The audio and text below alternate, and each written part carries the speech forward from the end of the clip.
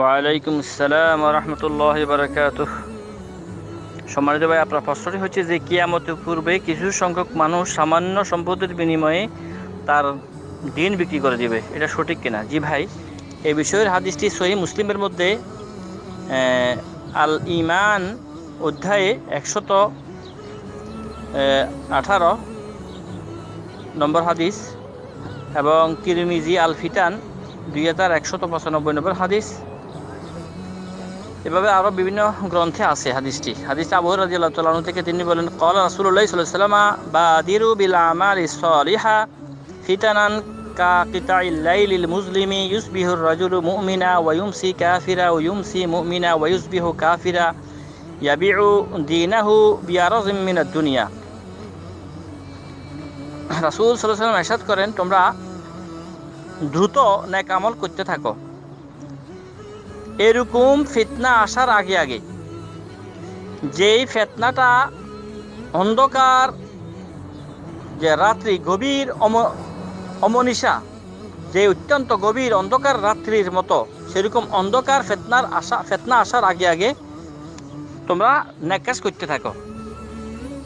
কারণ এমন চতুর্দিক থেকে ফিতনা আসতে থাকবে, একটা মানুষ ঈমান আমল নিয়ে বাঁচাটা খুব কঠিন হয়ে থাকবে।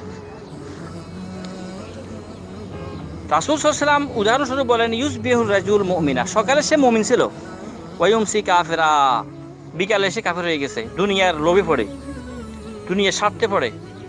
ওয়া ইউমসি মুমিনা, সে সন্ধ্যাবেলা কি ছিল? মুমিন ছিল। ওয়া ইউসবিহু কাফিরা, সকালবেলা সে কাফের হয়ে রয়েছে, কারণ রাত্রের যে সময়টার মধ্যে সে দিনকে দুনিয়ার মোকাবেলা বিক্রি করে ফেলছে। নাউযুবিল্লাহ। এরপরে আরো পরিষ্কার বলতেছেন, ইয়াবিউ দীনাহু বিআরাযিম মিনাদ দুনিয়া, দিনদারিকে, কোরআন সুন্নাহকে, আল্লাহর দাসত্বকে সে বিক্রি করে ফেলবে। কিসের উদ্দেশ্যে? দুনিয়া পাওয়ার উদ্দেশ্যে। কেউ মসনদে আছে, ক্ষমতায় আছে, নিজের ক্ষমতাকে টিকে রাখার জন্য যে দুর্নীতিতে লিপ্ত হবে, দুর্নীতিতে লিপ্ত হওয়া, দিনদারিকে নষ্ট করে দেয়া।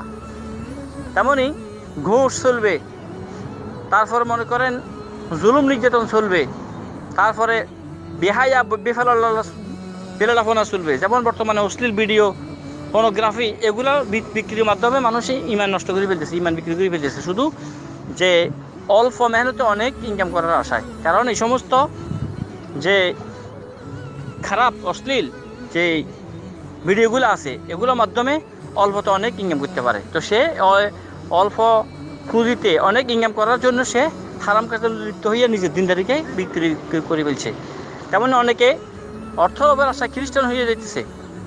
এভাবে অনেকে যে দিনদার ছিল, কিন্তু দুনিয়ার লোভে সে ঘুষ খাওয়া আরম্ভ করছে, দুর্নীতি করা আরম্ভ করছে।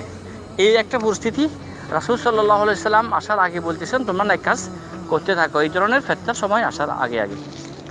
আল্লাহ তাবারক ওয়া তাআলা মুসলিম উম্মাহকে এই সকল হাদিসকে সামনে রেখে জীবনযাপন করার তৌফিক দান করুন। আশা করি বিষয়টা বুঝতে পারছেন। বাকি আল্লাহ আলাম। আসসালামু আলাইকুম ওয়া রাহমাতুল্লাহি ওয়া বারাকাতুহু।